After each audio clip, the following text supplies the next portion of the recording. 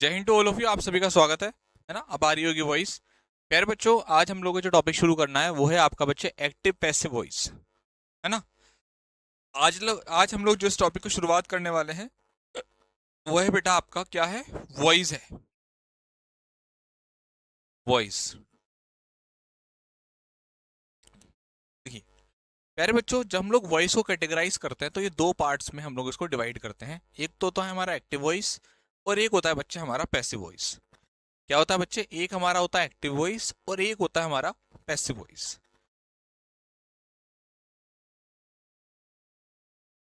Active voice और एक होता है हमारा बच्चे क्या, पैसिव वॉइस।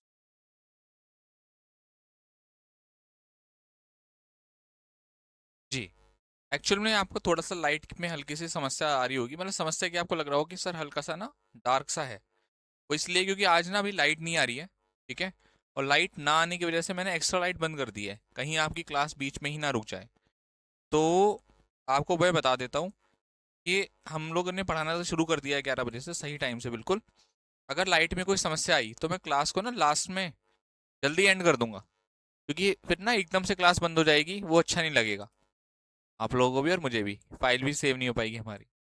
तो क्या है कि मैं आपको थोड़ा सा जल्दी करके, जल्दी मतलब तुरंत पढ़ाना चालू कर दिया और सीधा हमारे टॉपिक पर आ गए हैं कि आज ना लाइट नहीं आ रही है, तो लाइट ना आने की वजह से एक्स्ट्रा लाइट बंद कर दी मैंने, ताकि आपकी क्लास चल जाए। वैसे तो खैर काफ़ी हो ही जाएगी, और क्या पता लाइट आ ही जाए, वैसे बहुत ज़्यादा देर के लिए नहीं जाती, 15-20 मिनट के लिए। लेकिन बाई चांस एक सिचुएशन बता रहा हूँ, अगर बाई चांस क्लास बीच में बंद हो जाए तो समझ जाना कि आपकी क्लास यहाँ एंड हो चुकी है और लाइट चली गई है।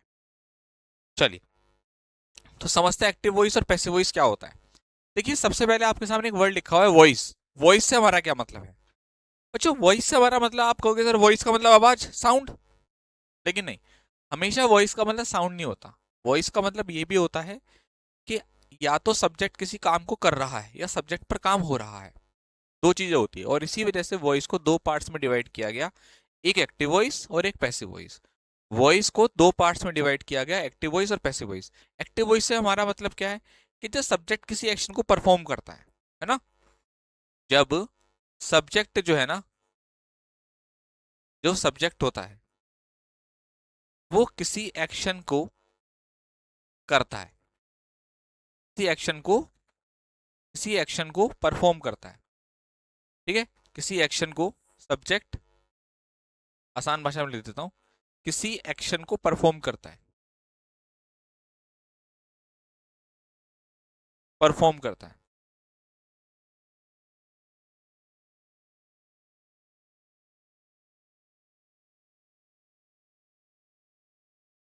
करता है, ठीक है।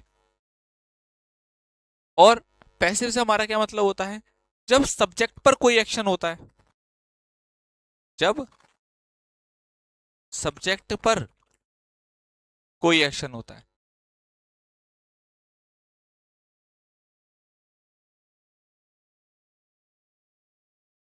इस बात को समझते हैं अच्छे तरीके से। देखिएगा, सपोज कीजिए मेरे बच्चों कि मैं एक आपके सामने सेंटेंस लिखता हूं, शी राइट्स अ लेटर। उसने एक पत्र लिखा, ठीक है। तो यहां पर अगर आप देखोगे तो सब्जेक्ट यानी कि शी, एक्शन किया है पत्र लिखने का, किस पर किया है, लेटर। तो यहां शी ने एक एक्शन किया है, राइट। कि सब्जेक्ट जब किसी काम को करता है, किसी एक्शन को करता है, तो वो हमारा क्या होता है, एक्टिव वॉइस होता है। लेकिन अगर मैं इसको पैसिव वॉइस में लिखने लगूं तो मैं क्या लिखूंगा, a letter is written by हर।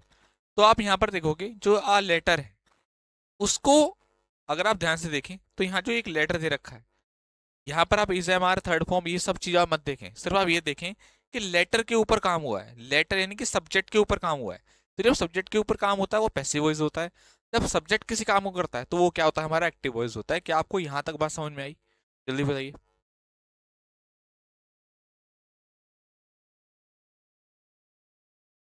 हाँ, ठीक है, बोलो भाई।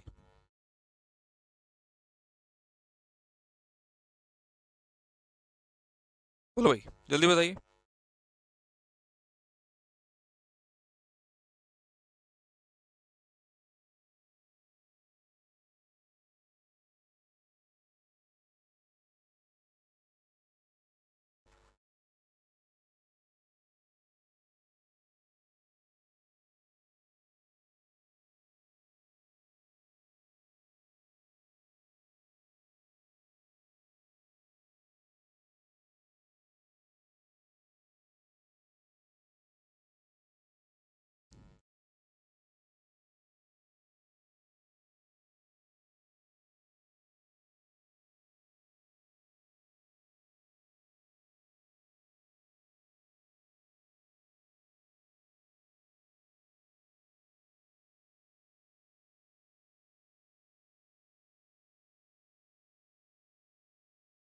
जी बेटा।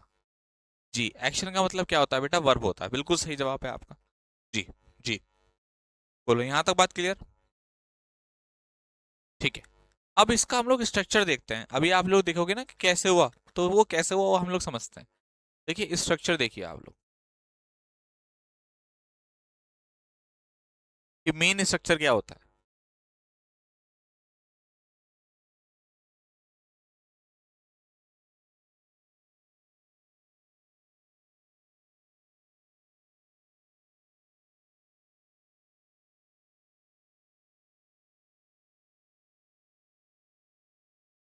एक्टिव वॉइस में रहेगा आपका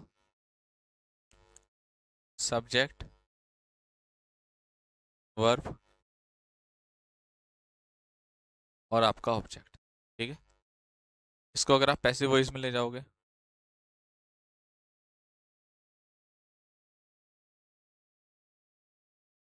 तो ये ऑब्जेक्ट उठकर आता है आगे। सुन लीजिएगा ध्यान से। ठीक है, ऑब्जेक्ट आगे आगे। इसके बाद आप लगाते हैं हेल्पिंग वर्ब।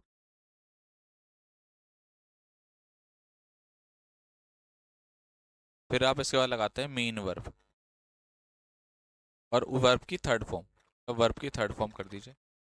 फिर बाय प्लस आपका सब्जेक्ट। कौन से वाला? ये आपका मेन स्ट्रक्चर रहता है। आप जितने भी क्वेश्चन बनाओगे एक्टिव से पैसिव में, वो इसी बेस पर बनेंगे, है ना? वो इसी बेस पर बनेंगे, वो इसी बेस पर बनेंगे। ठीक है भाई। चलिए बैकग्राउंड चेंज कर देते हैं।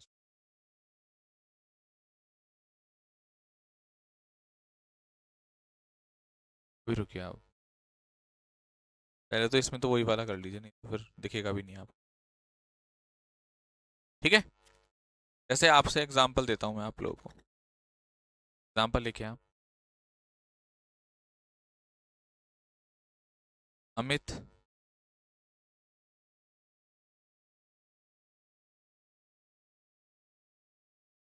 Pledge football. ठीक है। अब हमें इसका पैसिव वॉइस बनाना है। तो ये आप देखो, वो अब आपको मैं रूल सारे समझाऊंगा, पर आप मेन पॉइंट देखो। जैसे फुटबॉल को मैं आगे ले आया, फुटबॉल। उसके बाद हेल्पिंग वर्ब इज।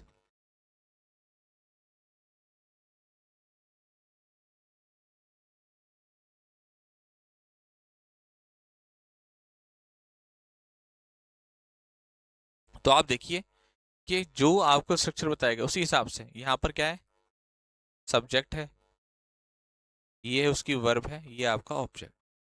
ऑब्जेक्ट को आगे ले आया, helping verb, main verb, by plus. Okay, clear है सभी को बात? एक बार देख लीजिए सारे बच्चे, नोट कर लें इसको।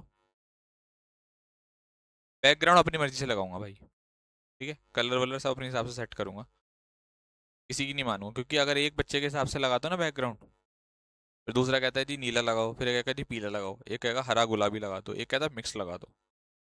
तो अभी मैं अपने हिसाब से लगा लूंगा, स्क्रीन पर देख रहा हूँ, जो सही लगेगा वो लगा दूंगा। और ऐसा लगाऊंगा कि आपको नजर आएगा। सही है। ये वाली बात क्लियर यहाँ तक?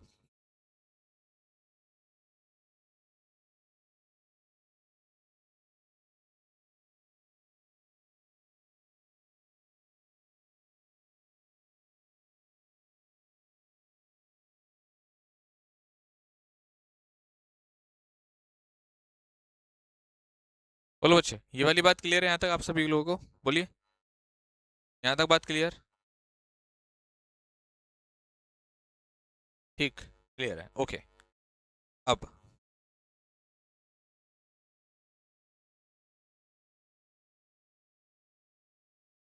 देखिए, आपको प्रोनाउन टॉपिक के अंदर भी सब्जेक्टिव ऑब्जेक्टिव केस पढ़ाए गए थे, तो एक बार ना उसको फिर से रिवाइज करने का समय आ चुका है, क्योंकि आप कि वो यहाँ भी काम आने वाला है।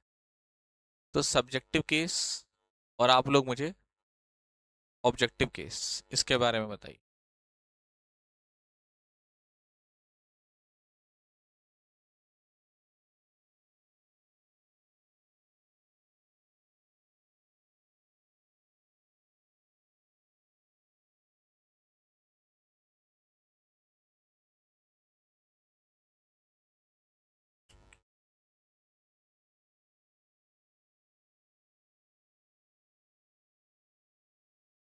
देखिए, आई वी, देखते हैं कितने बच्चों को याद है। यू, ही, शी, इट और दे।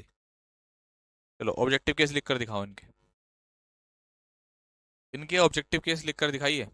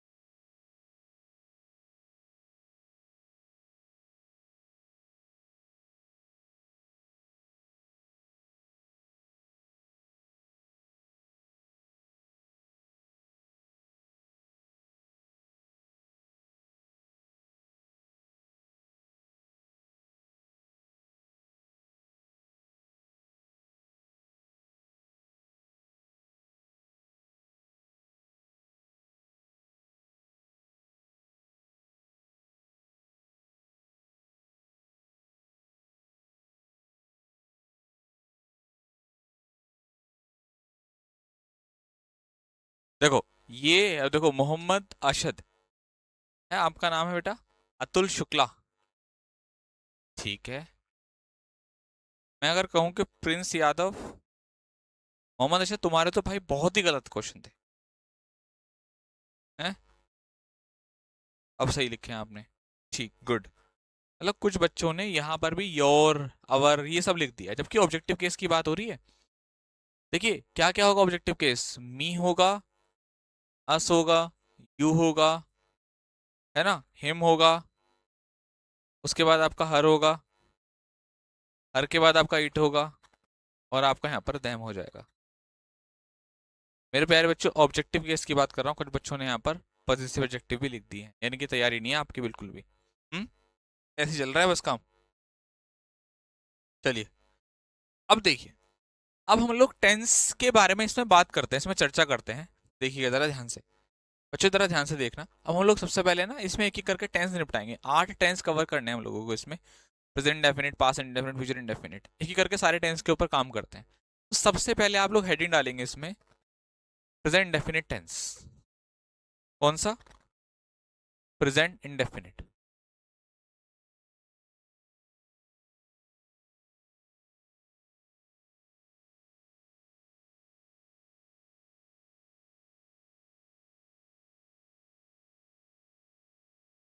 प्रेजेंट डेफिनिट टेंस के बारे में हम लोग बात करेंगे जरा।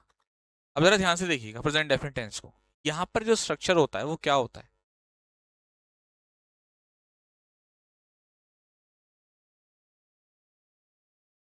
सब्जेक्ट प्लस वर्ब की फर्स्ट फॉर्म प्लस आपका एस ई एस, अगर आपका सब्जेक्ट सिंगुलर है, अगर सिंगुलर है तो, ठीक है। उसके बाद आप ऑब्जेक्ट लगाते हैं। जब आप इसका पैसिव वॉइस बनाते हैं, ठीक है ना, ये तो स्ट्रक्चर हो गया एक्टिव वॉइस में।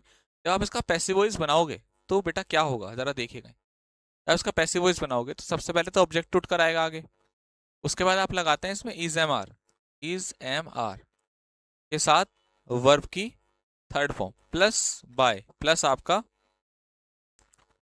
सब्जेक्ट। ये आपका स्ट्रक्चर रहता है एक्टिव से पैसिव वॉइस का। जैसे अगर मैं आपको एक क्वेश्चन दूं, क्वेश्चन को आप लोग चेंज करना, आप रूल को ध्यान में रखते हैं। क्वेश्चन आपका है कि प्रिया washes her clothes.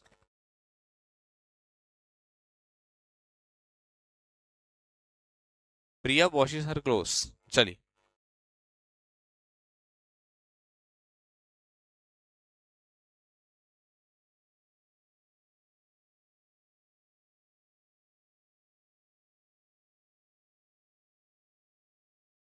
In the evening और कर लीजिए थोड़ा सा, द इवनिंग। इसका आप लोग मुझे पैसिव वॉइस बनाकर दिखाओ।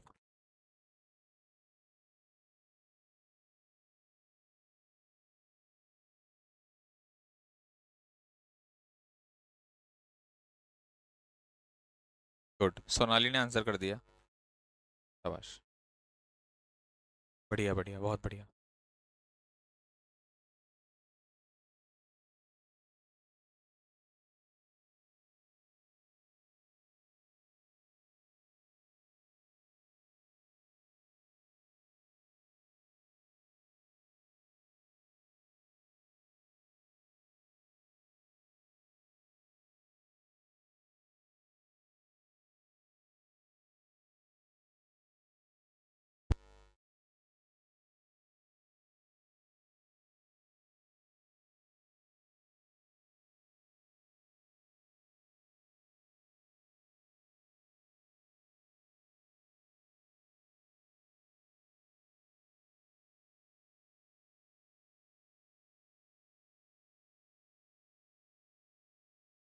बहुत बढ़िया, काफी बच्चों का यहाँ पर सही आंसर आ रहा है, शाबाश। देखिए, जब मैं इसको चेंज करूंगा तो मुझे ऑब्जेक्ट को उठाकर आगे लेकर आना है। ऑब्जेक्ट को उठाकर आगे ले आऊंगा तो ये आएगा हर क्लॉज। ठीक। अब इज एम आर के साथ थर्ड फॉर्म। अब मैं क्लॉज क्योंकि प्लूरल है तो इज लगाऊं, एम लगाऊं, आर लगाऊं, तीन तो नहीं लगाऊंगा, एक लगाऊंगा तो आर लगा दिया। हर क्लॉज आर वॉश्ड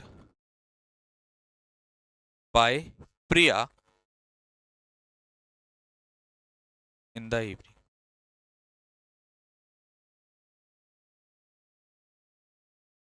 ठीक है, इस तरीके से आप इसको बनाएंगे। ठीक है, इस तरीके से आप इसको बनाएंगे।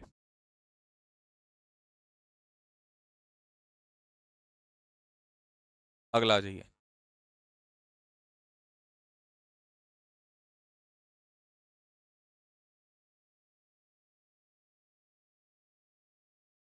A stranger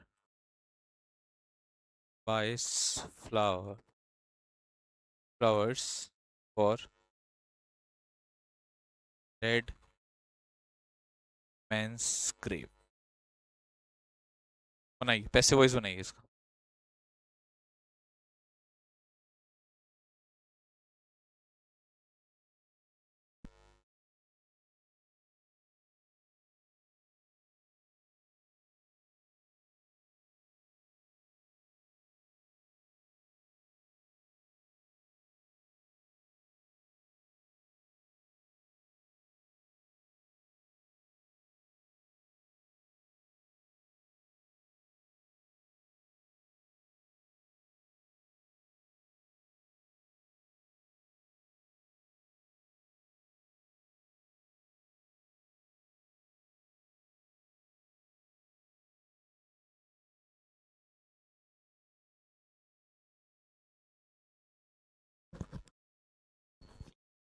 बहुत ही लाजवाब हैं, एक से एक बढ़िया आंसर करते हैं।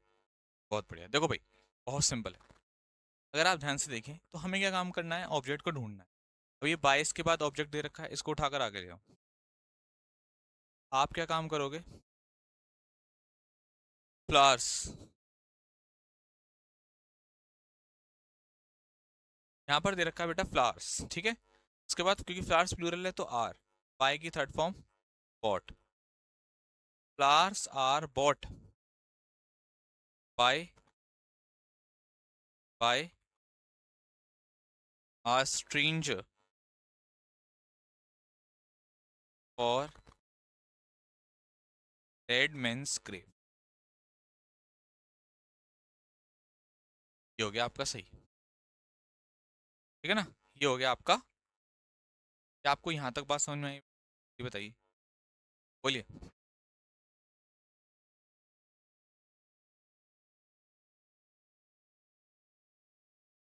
कोई समस्या यहाँ तक? कोई समस्या नहीं, ठीक है। अब हम लोग आते हैं हमारे पास इंडेफिनिट पर। नेक्स्ट हमारा क्या है बेटा? पास इंडेफिनिट।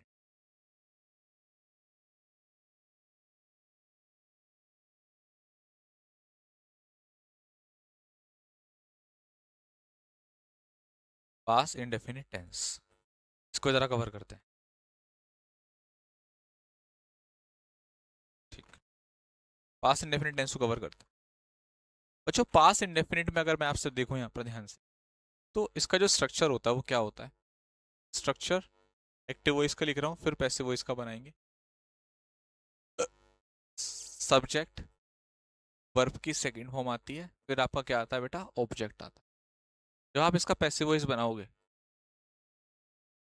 तो ये चेंज होगा, ऑब्जेक्ट आगे आएगा, ऑब्जेक्ट आगे आ जाएगा, उसके बाद क्या आएगा बेटा? Was were. माइजे मार था क्योंकि पास्ट है तो वॉज वर। वर्ब की थर्ड फॉर्म प्लस आपका बाय प्लस आपका सब्जेक्ट। ठीक है, क्लियर है? क्वेश्चन दो मैं आप लोगों को। बेटा थर्ड फॉर्म होती है ना, बॉट, BOUGST थर्ड फॉर्म होती है अंकित।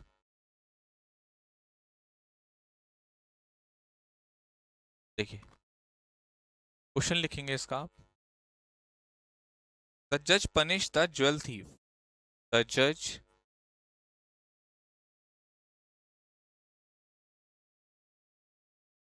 punished the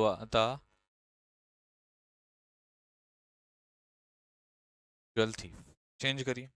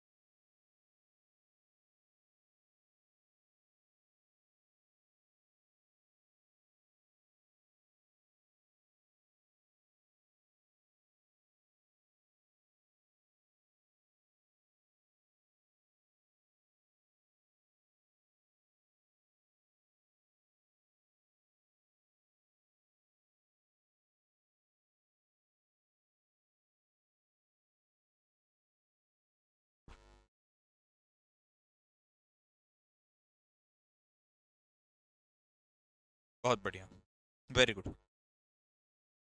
आप इसका जब पैसिव वॉइस बनाओगे तो द जज पनिश द ज्वेल थीफ पूरा आएगा आउट करके आगे। The jewel thief was punished by the judge। ठीक, अगला। The movie fascinated me. I was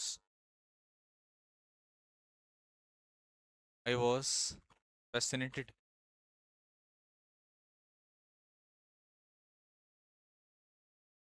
by the movie. I was fascinated by the movie. ये आपका पास इंडेफिनिट यहाँ पर पूरा होता है। सबको समझ में आया अच्छे से? बताएंगे बच्चों, क्लियर हुआ आपको पास इंडेफिनिट? आगे बढ़े, फ्यूचर इंडेफिनिट पर आते हैं।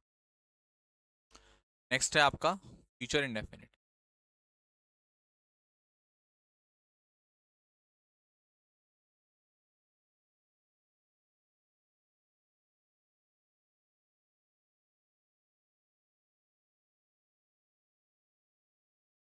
इसका स्ट्रक्चर क्या होता है?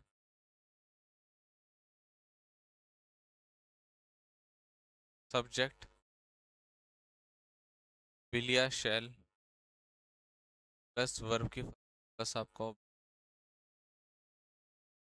पैसिव वॉइस बनाओगे तो ऑब्जेक्ट प्लस विल या shall plus be plus verb की third form plus by plus आपका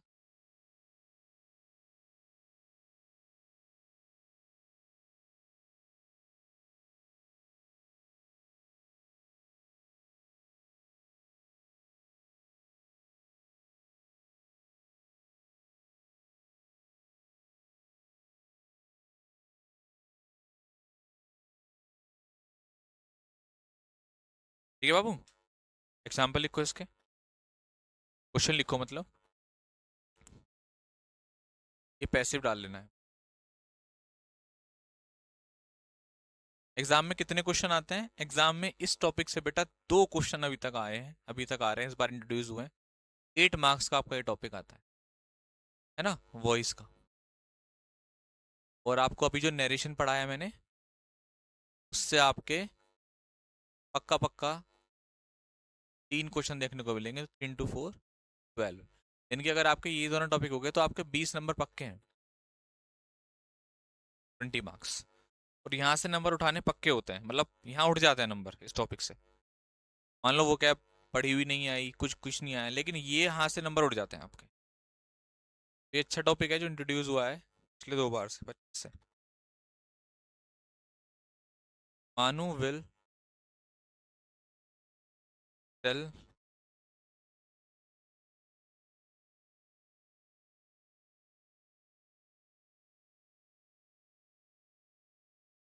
मानू विल टेल हर लेटर, मतलब मानू उसको बाद में बताएगी।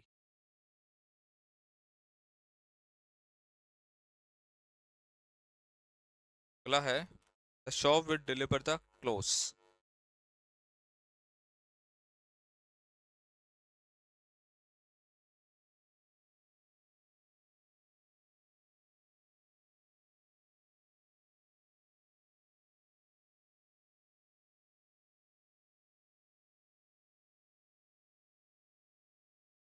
चलो,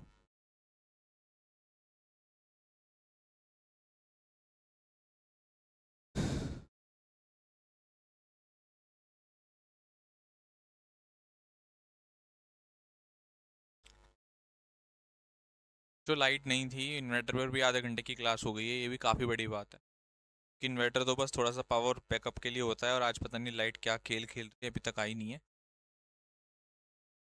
ठीक है?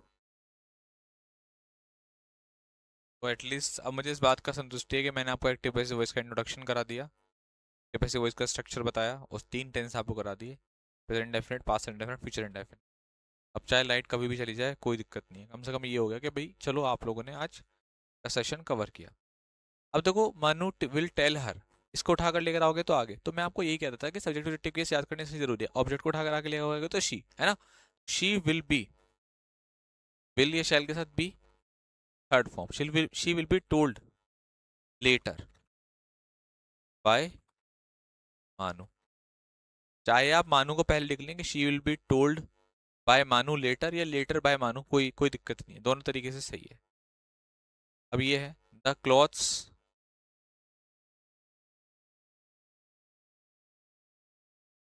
Will be delivered, by chance board बंद हो जाए समझ जाना, the cloth will be delivered by the shop. मैं पहले पीडीएफ जो है वो सेव कर दूँ, इतनी पता चला इतनी भी सेव ना हुई, दिक्कत हो जाएगी फिर।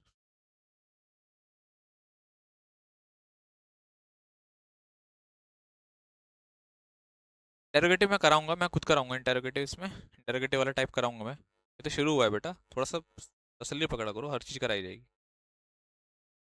ठीक है, सबको बात समझ में आ गई? बोलो भाई। आप लोगों की 12 बजे भी कोई क्लास होती है क्या? 12 बजे कोई क्लास होती है आप लोगों की? 12 बजे कोई क्लास होती है आप लोगों की?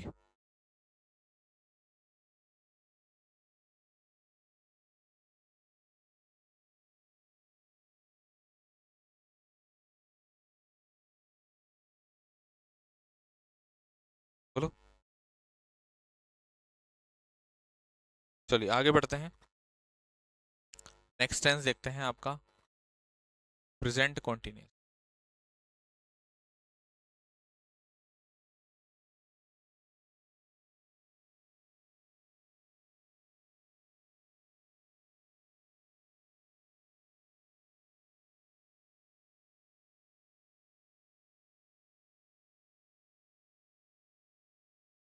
प्रेजेंट कॉन्टिन्यूस टेंस, देखो भाई इसका स्ट्रक्चर क्या होता है?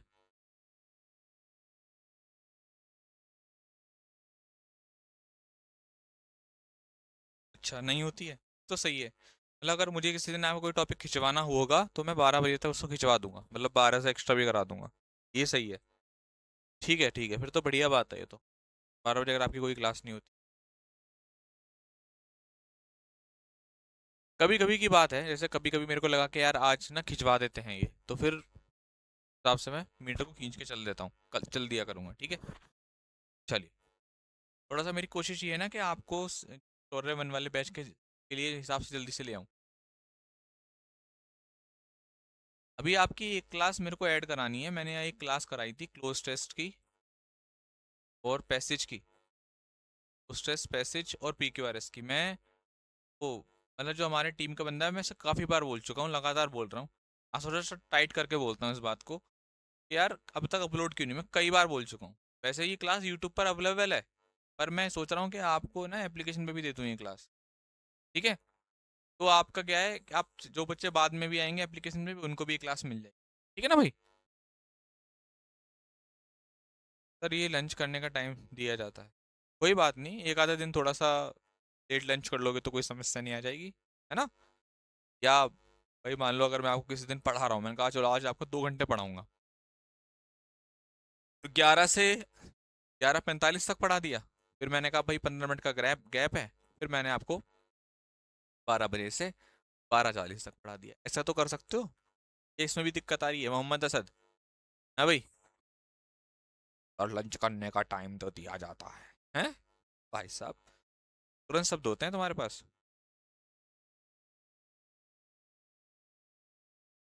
कभी कभी दूसरे के हिसाब से भी चलना चाहिए, वो टीचर हमारे लिए ही कर रहा है। चलो खैर, आपसे क्या ही बहस करें, रहने दो, मत पढ़ो एक्स्ट्रा। स्ट्रक्चर पर आ जाते हैं। Subject plus is am are plus verb की first form plus ING।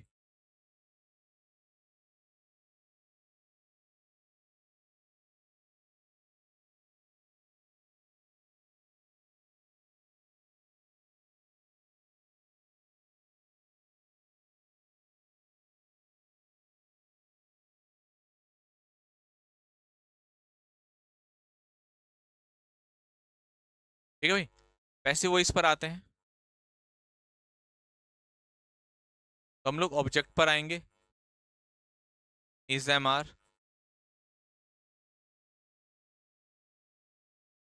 Being verb की third form by plus subject, ठीक है। एग्जाम्पल समझेंगे। Praveen is watching a cartoon, बनाइए।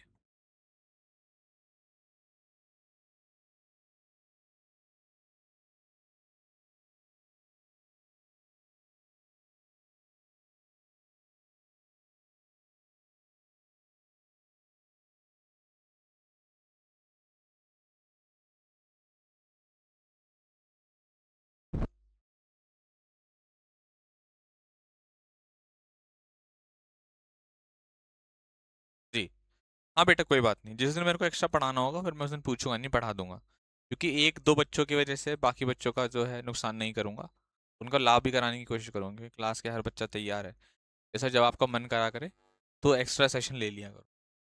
ठीक है, गुड, अच्छी बात है बेटा, सब लोगों ने इसी बात में हामी भरी है। एक दो जो बच्चे हैं जिनको ये है कि भैया एक्स्ट्रा पढ़ लेंगे तो हमें दिक्कत आएगी, क्योंकि बैठना उनके लिए मुश्किल होता है ना, पढ़ना उनके लिए मुश्किल होता है, तो उनको बहाने चाहिए, इनको खाना खाना है, इनको ये करना है, इनको वो करना है। शुभम जैसे बच्चे भी हैं, शुभम है, मोहम्मद असद है, इन लोगों को पूरा आराम चाहिए ना ज़िंदगी में, कि एक आधे दिन या 2 दिन हफ्ते में किसी दिन एक्स्ट्रा कष्ट इनको उठाने पड़ते हैं तो इन्हें दिक्कत हो जाती है। सपना है UPSC NDA क्लियर करने का।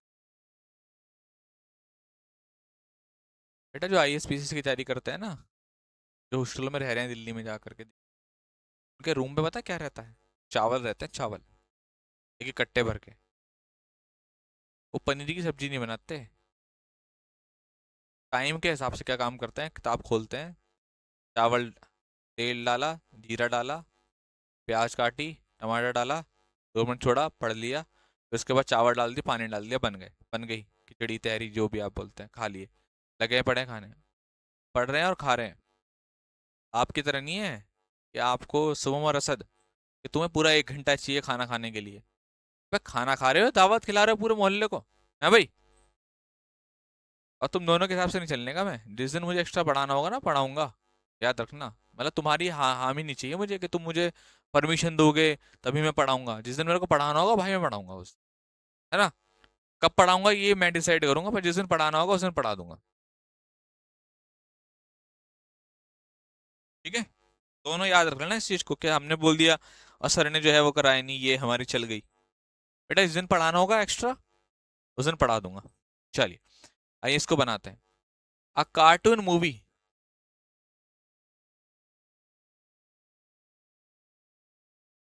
Is being watched by Praveen. सब लोगों ने यही बना लिया। बहुत शानदार, बहुत शानदार। एक और देखिए। She is composing,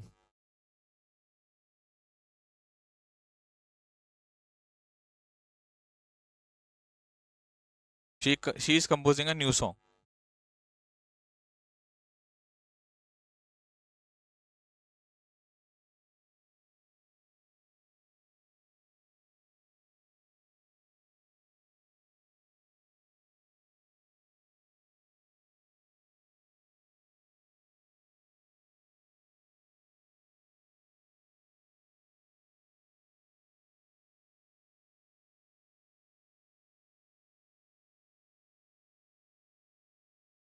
yes. क्या हो जाएगा ये आपका? A new song is composed bye हर। चलो बहुत शानदार। नेक्स्ट पर आते हैं।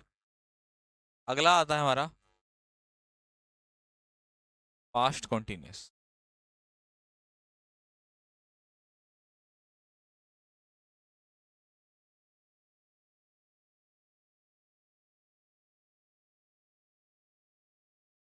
Past continuous tense. ठीक है भाई। अच्छा बीइंग रह गया, इसमें रह गया being. A new song is being, भाई इसमें बीइंग लगा लो, मेरे से रह गया था। New song is being composed bye her. Being लगा लीजिएगा। बीइंग होगा बेटा, बिल्कुल होगा। मेरे से रह गया था, लिखना भूल गया मैं। A new song is being composed bye her.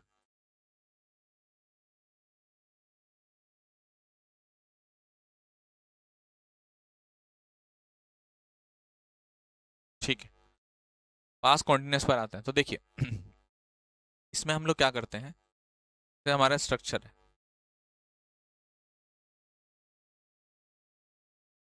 Subject was या वर, वर्ब की first form plus ING plus आपका ऑब्जेक्ट। जब आप इसका पैसिव वॉइस बनाते हो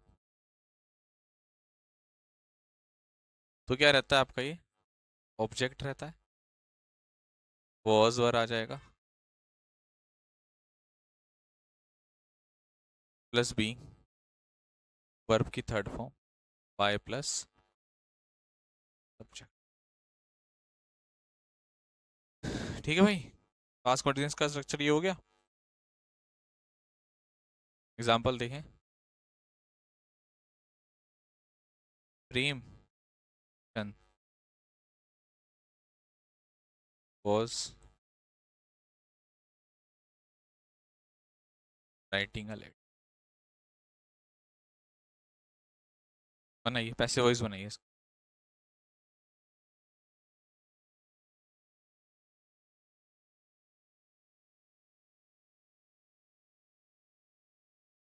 ओके बेटा। ठीक है मोहम्मद ठीक है।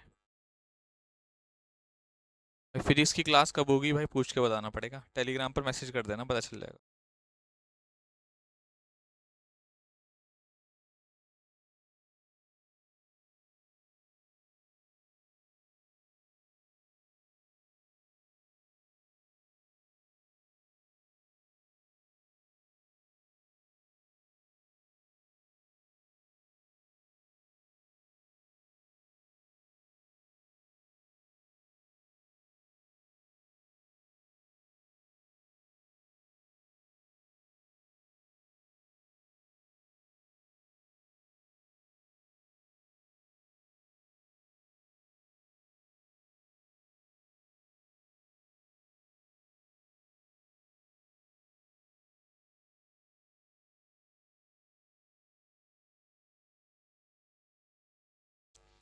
बहुत शानदार। देखिए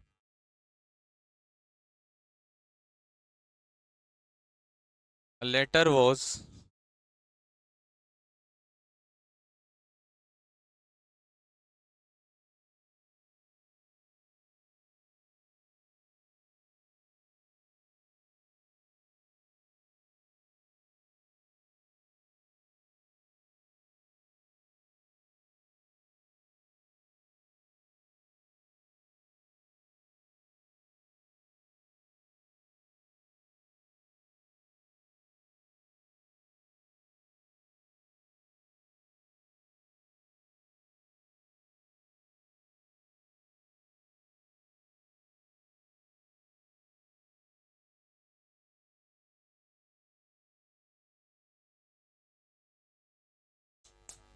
नोट कर लीजिए।